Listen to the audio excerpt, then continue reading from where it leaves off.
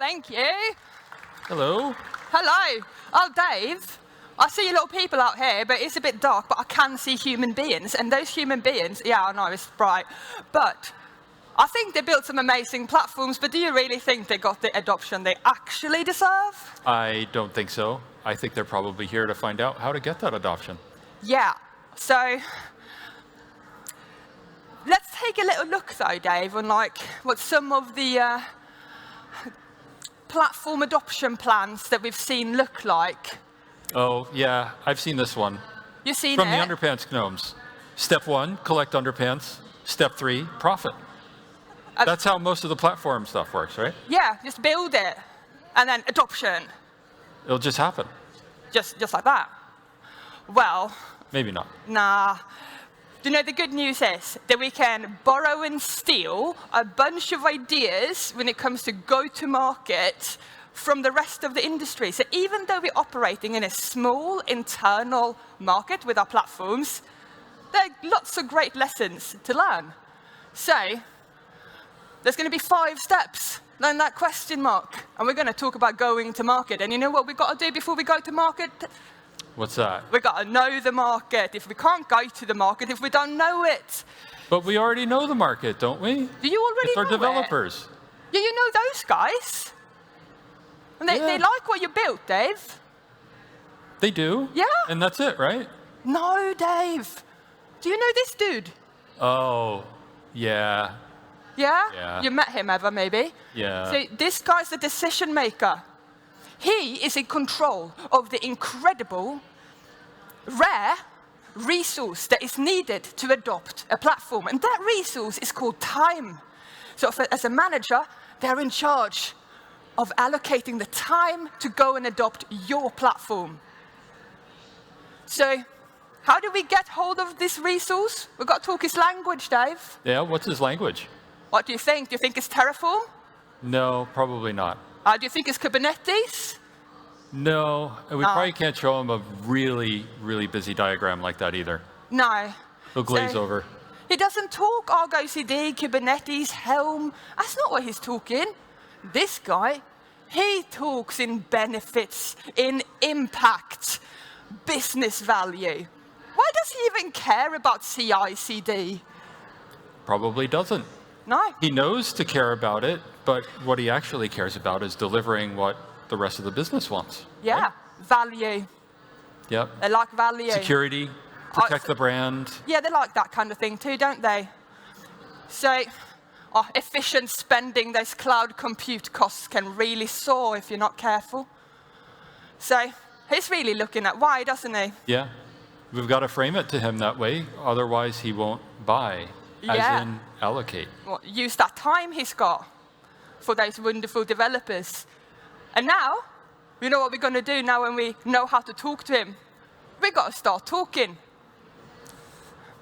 But before we start talking, I'm going to give you some tips on how you can put these things into practice. Create a list of the benefits, not the features. Your list of benefits does not say CI/CD, it doesn't say Kubernetes, it doesn't say Argo CD. Then you're going to figure out who is the buyer, who is in control of allocating that time. So you figure that out, and we're going to know who they are, and we know the benefits. So now we've got to go talk to them. And that, cool. Marketing. That's marketing. That's when we go talk about things. So let's start talking. So we kind of know what we're going to say, but how do we really communicate benefits, Dave? Well, you can broadcast it and tell case studies about who? Who? Your first user. Use them. Use your first user, your first adopter. Create a case study. Show the benefits. Show the benefits. Don't tell. Show, don't tell. And where are you going to do it? You're going to go to town halls, meetings. Invite yourself. You are allowed to be there. And that's going to feel real awkward because you are going to communicate way more often than you feel comfortable to. Because, Dave, what have they taught you in engineering school? Well, all of you engineers, right, you've been told to not repeat yourself. Dry, right? When you're doing marketing, when you're communicating with people, you have to repeat yourself a lot. You must repeat yourself. Yeah. Otherwise, people won't pick it up. Very important. Do repeat yourself. Keep doing it, and do it until you're uncomfortable. So, put that into practice. turn one of your first adopters into a case study. Go to where your users are. They're not going to come to you. You've got to go to them. And keep repeating yourself. You're going to feel like a broken record, but I promise you, you are not a broken record. You are delivering an important message. You're a greatest hits, yes. Not a broken record. Exactly. If you play their greatest hits a lot, though, Dave, you may break your record eventually. Oh, Dave, no, I don't like this part. Oh, yeah. The selling part, that's really uncomfortable. Yeah. Don't like it. We've got to sell. I think I'm going. Come back. We can do this. CEO gnome. Yeah, we always got to be selling. Always. But that's well, yeah, but we don't have to be actually selling. Because, did you love selling when you started? No. No? No, I hate it. It was uncomfortable? Yeah. Made you feel weird? Yeah. And, yeah, why? Because I had to tell people, come use my thing. It's great. It's going to solve all your problems. I built this thing, and it's like my managing director said, you got to adopt it. Yeah, it doesn't work. And we've all had that experience, right, of, the discomfort. And, we've seen this guy, right? We've all had experiences with salespeople that made us uncomfortable. And we don't want to sell because we don't want to be this guy. We want to be shoving our foot in the door, demanding that people use our product and buy it from us. And there's a better way to do it, right? Yeah, but how do we get okay with selling? How did you get okay with selling when you were building a platform? Simple. I stopped selling. That's how I got comfortable. I just started chatting to people instead, and I had coffees, meetings, asking them what they were building, what challenges they had. It was really nice. I got to know them. They became friends. It was great. Your motivation was different, right? You weren't pushing things on people. You were helping them. Yeah, because I liked them. I wanted to help them. Yeah. And it's got a name, right? I think, okay, Dave has actually, throughout this entire experience, to put this presentation together, Dave, he has taught me about something that when I stopped selling, I didn't actually stop selling. I was actually still selling because I was doing this thing. Consultative selling. Really important. We went from marketing, where we were broadcasting, but when we have someone interested, as a buyer, as a user, we go into a small setting. We work with them one-on-one or a small group. You can't broadcast there. You can't bring your deck and just smash it out there. You have to sit there and listen and figure out what problems you can solve for them. And it's a very different mode of working. Much more comfortable. Yeah. It's different because your motivation is different and the way you behave is different. You're not talking at them, you're asking questions and you're listening. And your motivation is to help them. And you build trust in wanting to help them and not trying to help them with things you can't actually help with. You have to be honest. What does your platform do? Well, it doesn't make coffee. So, you're not going to help them with that. But you can tell them where there's a really good coffee shop and help them on their way, make connections. So I think we turned him around. Yeah. He's come around now. Got to be curious. Yeah. Because that's the best way to sell. And we don't have to be that pushy salesperson anymore. We got to be nice. Even the CEO name has come around. I like that. So, Dave, do you have some tips for how to put this consultative selling into practice? Listen, listen, listen. It is the default mode of all tech people to want to go in solution. Someone will start telling you their problem, and before they're even finished, you say, I know exactly what you need to do. You need to install Argo, and we'll run pipelines, and everything will be awesome. Or you need this whole platform system, or you need to figure out what their actual problem is. And in order to do that, you have to ask questions, be curious, and listen. And remember that you don't have to solve everything. You can become a connection point. The other thing to do when you're selling is to know these customers and when you can help them. Keep track of who's a possible lead and keep that in mind and know more about them so that maybe if you can't help them now, you could help them in the future. Yeah, that sales pipeline, your sales qualified leads. None of this is new under the sun. new for us. New for us, like, you know, stealing, copying. So we made the sale. Yeah, we're done now, right? Yeah, yeah. Sorted. Right. They're going to adopt our platform. Great. They've been convinced, right? Yeah. Maybe not. Oh, no. Now we have to... They got to deliver it. And I'm really bad at driving, especially van. So this is not really going to work out well.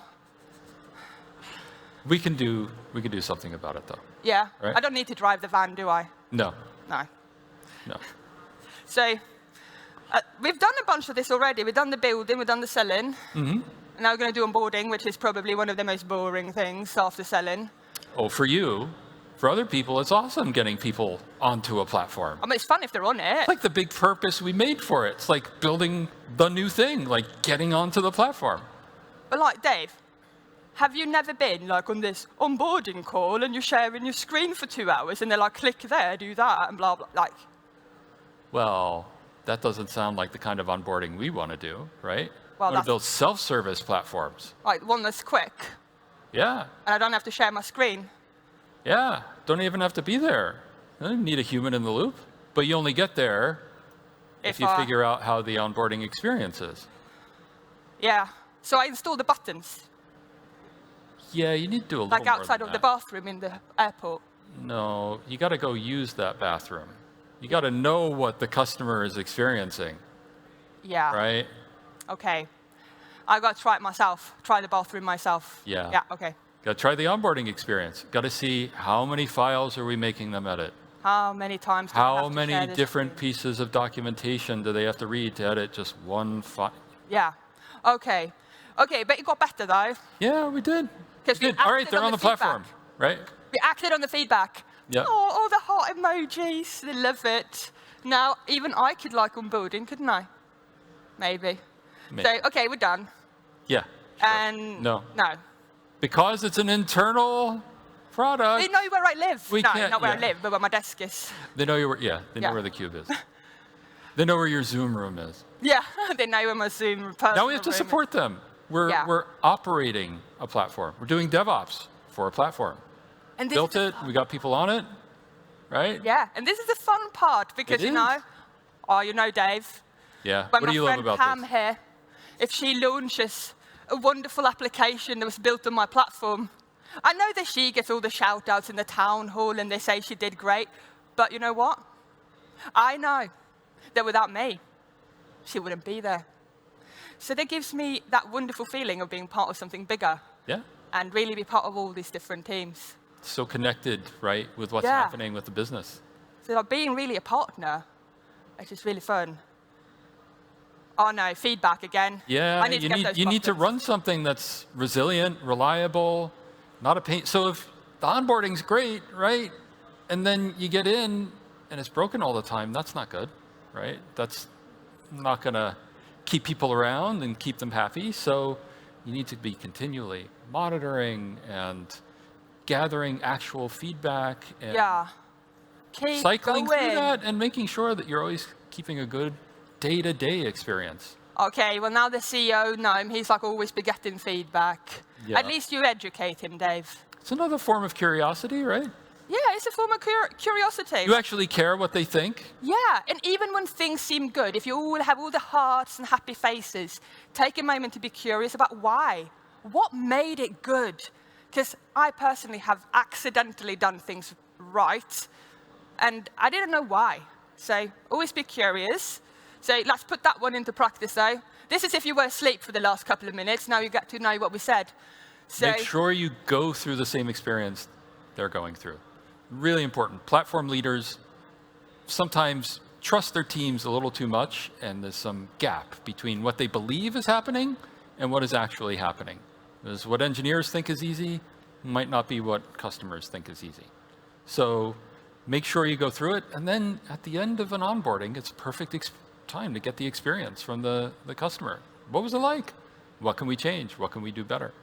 Keep the experience positive, right? You want that onboarding and day-to-day support to be a good thing, because unhappy customers are not going to become big champions of your platform, right? yeah, they become those like you build your marketing machine. Yeah. So now they go market for you. You know how you felt really uncomfortable with the selling, or Erica did at least? Really uncomfortable with the marketing. If you keep it positive, all those people onboarded to the platform, you built that marketing machine of influencers, champions. Yeah. Yeah, you get scale that you Yeah. couldn't do just on your own. And then you got to measure yourself. You've got to measure really solid quantitative KPIs. Do you have the uptime, all of the things? Are you delivering on SLOs? But you also need to get sentiment, and you need to get experience. You need to get feedback, and feed that forward into the system. So, are we done now, Dave?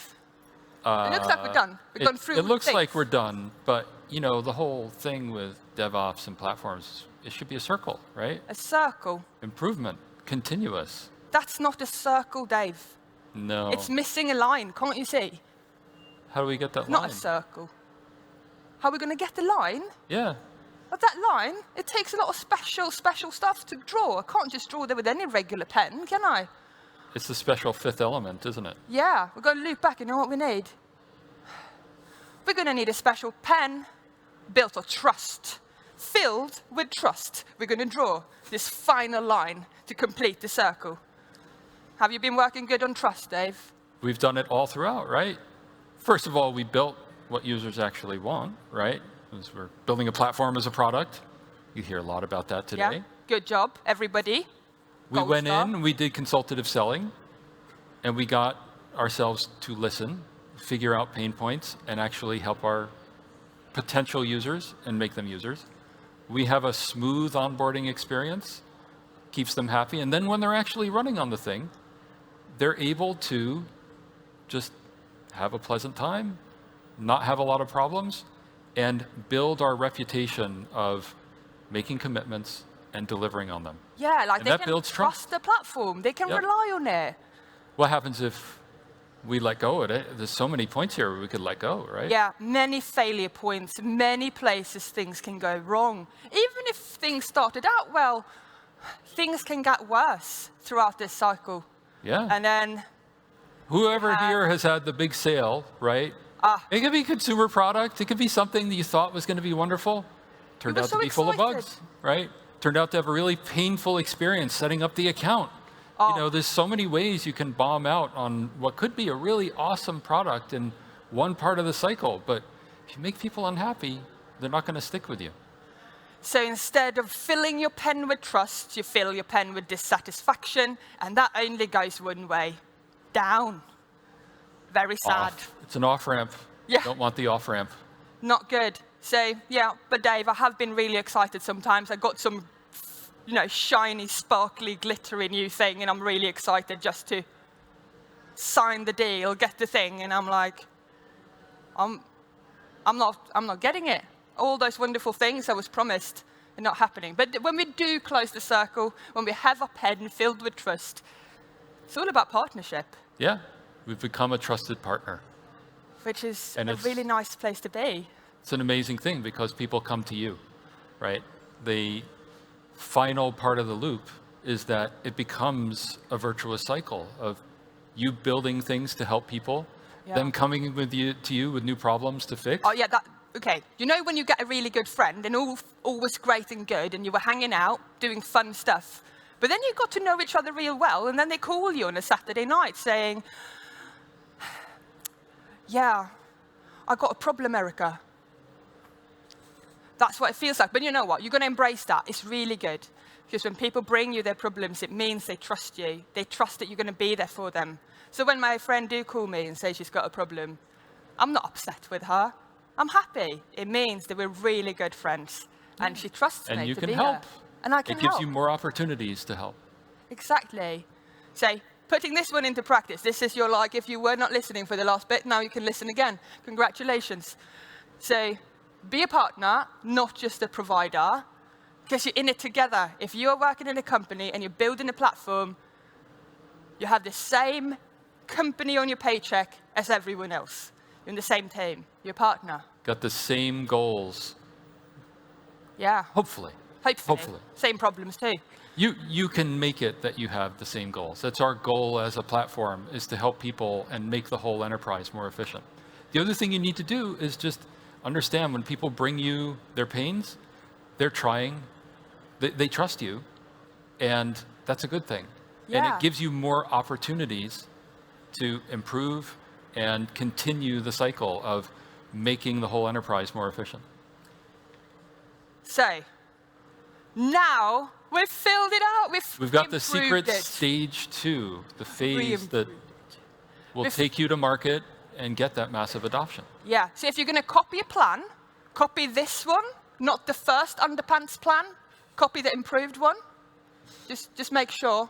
Yeah. I know they look similar, but one had a question. We took out the slide with the pile of underpants. Thought maybe that was too much. Yeah, too many underpants. So we talked about a lot, but not a lot today, have we, Dave? No, as we were making this, I felt like we probably had a 3-hour talk. Yeah. We had to cut out a lot of stuff.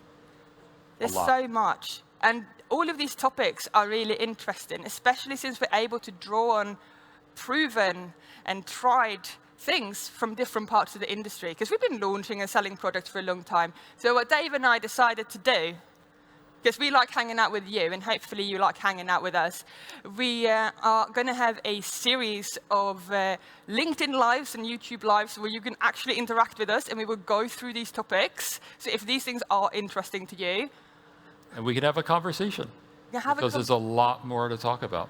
So you're going to see little QR codes here. That's how you follow us on LinkedIn. But Dave, who are you really? You've been up here on the stage all this time, and you haven't told anyone who you are.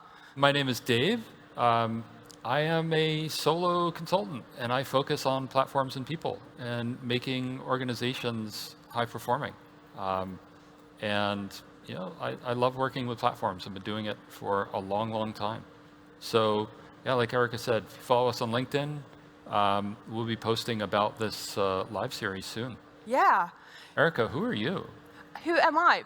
I have a little thing to tell you about Dave, though, before I tell you about me. You know, he says he loves working with platforms, but what I know about Dave, he also loves working with people, so not just platforms. But hi, I'm Erica Hughberg, and that's my QR code. Follow me on LinkedIn. I do draw a lot, not circles. Erica is an amazing artist.